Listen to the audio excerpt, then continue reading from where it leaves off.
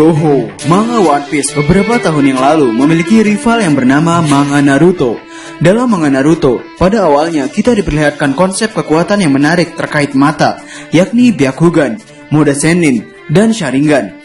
Dan dalam dunia One Piece, Eiichiro Oda saat ini seperti hanya menonjolkan dua hal, yakni haki dan buah setan. Tapi adakah hal lain selain haki serta buah setan yang bisa dijadikan tolak ukur kekuatan seseorang dalam bertempur?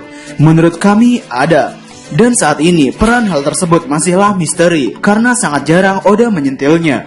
Dan hal itu disebut sebagai pedang terkutuk. Sehingga hal yang akan kita bicarakan sekarang adalah sebenarnya apa peran pedang terkutuk pada manga ini dan apa kaitannya dengan iblis. Pembicaraan mengenai Zoro, pedang terkutuk, dan matanya merupakan sebuah pembicaraan yang saling berkaitan. Kami tidak yakin video pembahasan mengenai hal ini bisa selesai dalam satu video. Pertama, kami ingin menyampaikan terlebih dahulu seberapa Eiichiro Oda mengeluh-elukan peran pedang dalam cerita ini. Eiichiro Oda pada Aklokton menghadirkan karakter yang bernama Tashigi, karakter wanita berkacamata yang sangat fanatik terhadap pedang. Ia memiliki catatan hampir setiap pedang hebat yang ada di bumi ini. Di chapter 97 itu, Tashigi menjelaskan kelas-kelas pedang yang ada di dunia ini, dan Wado Ichimonji termasuk ke dalam kelas teratas. Pada chapter yang sama pula, Roronoa Zoro hendak membeli sebuah pedang. Ia memegang pedang yang bernama Sandai Gitetsu. Di saat Zoro pertama kali memegang pedang tersebut, Zoro langsung bisa merasakan bahwa pedang itu merupakan sebuah pedang terkutuk. Sang penjaga toko itu mengatakan, di masa lalu, orang yang menggunakan pedang Kitetsu selalu mendapatkan kematian yang tragis. Itulah mengapa kamu tidak akan menemukan pendekar pedang yang bisa melawan kutukannya. Bahkan orang yang tidak tahu akan kutukannya pun akan mati dengan tragis. Lalu setelah itu, Roronoa Zoro mencoba keberuntungannya. Ia melemparkan pedang ke atas udara, dan hasilnya adalah Zoro memenangkan duel melawan pedang Sandai Kitetsu. Tashigi dan sang penjaga toko itu pun langsung terkejut melihat keberanian Zoro dalam hal ini. Tashigi bahkan sampai tercengang hingga beberapa saat. Jika kita melihat dari sini, Eiichiro Oda benar-benar memberikan ruang yang spesial mengenai pedang terkutuk. Eiichiro Oda seolah-olah memberitahu kita bahwa pedang terkutuk merupakan pedang yang tidak semua orang bisa gunakan. Sejauh yang kami tahu, Eiichiro Oda jarang sekali memunculkan karakter yang menggunakan pedang terkutuk. Pedang terkutuk milik Zoro ini selalu dikait-kaitkan oleh para fans mengenai kejadian di mana Zoro mengeluarkan teknik Ashura. Ketika Kaku melihat dengan matanya mengenai teknik ini, Kaku berkata bahwa ia merasakan aura yang gelap. Kaku kalah dengan teknik Ashura milik Zoro. Lalu setelah kejadian itu, Eiichiro Oda rasanya belum pernah menampilkan lagi teknik Ashura dalam manga One Piece. Sekarang mari kita berbicara lebih dalam mengenai pedang terkutuk ini. Mungkin memang sampai sebelum time skip Roronoa Zoro tidak mengalami hal buruk dalam kehidupannya.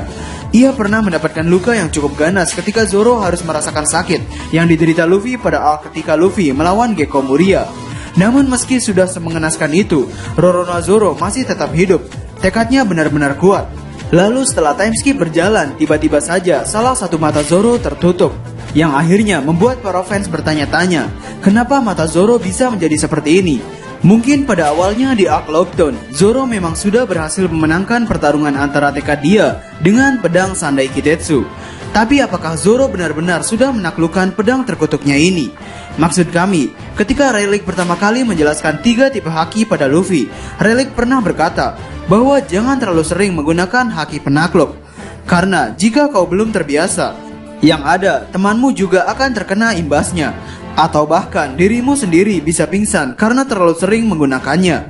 Jadi dari sini, haki penakluk yang meskipun orang tersebut sudah pernah menggunakannya pun bisa terkena efek sampingnya jika belum bisa menguasainya dan terlalu sering menggunakannya. Lalu Roronoa Zoro dari awal cerita sampai hari ini, ia selalu menggunakan Sandai Kitetsu. Sehingga, apakah ada kemungkinan bahwa terjadi efek samping terhadap tubuh Zoro ketika Zoro terlalu sering menggunakannya?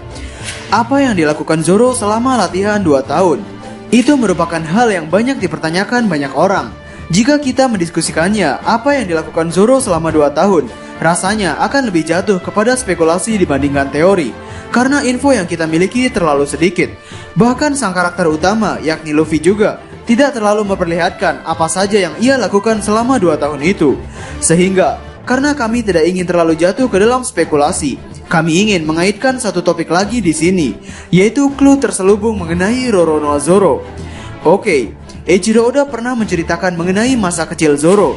Dalam arc Wano Kuni ini, kita dikejutkan beberapa kali mengenai pengungkapan identitas setiap karakternya, seperti pengungkapan karakter Denjiro, Kanjuro, Yasuie, Orochi. Banyak karakter dalam arc Wano yang di setiap pengungkapannya selalu mengguncang fans One Piece. Dan sampai hari ini, Eiichiro Oda masih menyimpan satu kejutan di kepalan tangannya. Kejutan pengungkapan karakter yang mungkin terjadi paling akhir, yakni kejutan dari karakter siapa itu Roronoa Zoro. Banyak poin mengatakan bahwa Zoro adalah keturunan dari klan Shimotsuki. Sebagai arc yang digadang-gadang sebagai arc-nya Zoro, Eiichiro Oda saat ini masih belum terlalu menonjolkan peran Zoro. Dan jika arc ini adalah arc di mana Zoro diungkapkan identitas aslinya beserta nama keluarganya, maka ini akan berhubungan dengan flashback Zoro yang pada waktu itu dulu berada di sebuah desa Shimotsuki. Ingatkah nakama semua bahwa di duel pertama kali di dojo itu Zoro menggunakan 9 pedang bambu, namun pada akhirnya Zoro hanya menggunakan 2 pedang. Jadi apa maksudnya ini? Sekarang adalah bagian terkerennya. Menurut kami, alasan kenapa Zoro setelah time skip matanya tertutup satu adalah karena ia sudah tidak bisa lagi menahan pedang terkutuk Sandai Kitetsu. Jika kita belajar dari bajak laut Roger yang merupakan bajak laut legenda, sepertinya mereka menggunakan senjata yang seminimal mungkin resikonya, sehingga ada kemungkinan bahwa anggota bajak laut Roger juga menghindar penggunaan pedang terkutuk karena mereka tahu resiko yang harus mereka terima jika menggunakan pedang itu. Membuang pedang terkutuk mungkin tidak semudah yang kita pikirkan. Selalu ada keterkaitan antara jiwa pedang dengan pendekar pedangnya. Seperti pada One Piece chapter 97, Tashigi sendiri mengatakan bahwa para pedang ini menangis. Dan momen di mana Zoro membuka matanya kembali adalah ketika Zoro benar-benar mampu melepaskan kutukan pedang Sandai Kitetsu. Entah karena ia menghancurkan pedang tersebut melalui tekadnya, atau pedang tersebut hancur di tengah perang Wano Kuni. Poin pendukungnya adalah karena Enma merupakan pedang ke-9 milik Roronoa Zoro yang sama-sama dibuat oleh orang yang hebat yang bernama Shimotsuki Kozaburo. Di dojo ketika Zoro kecil, Zoro menggunakan 9 pedang. Semua pedangnya jatuh satu persatu, hingga pada akhirnya Zoro hanya menggunakan 2 pedang. Mungkin kami perlu menjabarkan histori pedang yang pernah Zoro gunakan selama hidupnya, yakni yang pertama adalah Wado Ichimonji. Pedang kedua dan ketiga adalah pedang tanpa nama yang hancur ketika bertempur melawan Mihawk. Lalu pada arc Arlong Park, Zoro meminjam pedang milik Johnny dan Yosaku, yang artinya sudah 5 pedang Zoro gunakan. Yang keenam adalah Sandai Kitetsu, yang ketujuh adalah Yubashiri, dan yang kedelapan adalah Shusui, dan yang kesembilan adalah Enma.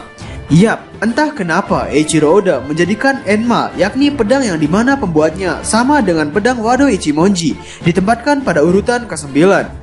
Dan sepertinya kita terlalu mengeluh-elukan keterkaitan antara pedang terkutuk dan Ashura di sini.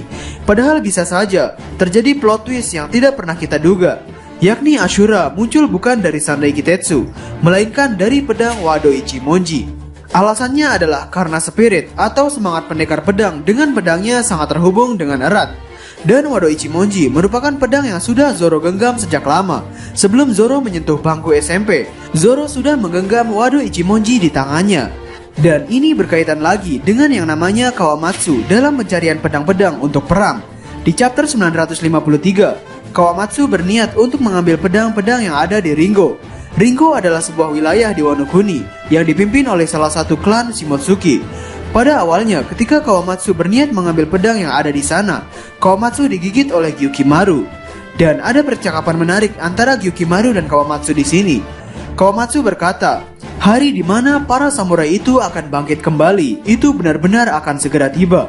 Saat hari itu tiba, mereka semua membutuhkan senjata. Di medan pertempuran, pedang mereka yang sudah gugur itu akan diambil kembali oleh rekan-rekan mereka. Semangat yang ada di dalam pedang mereka itulah yang membuat para samurai begitu kuat.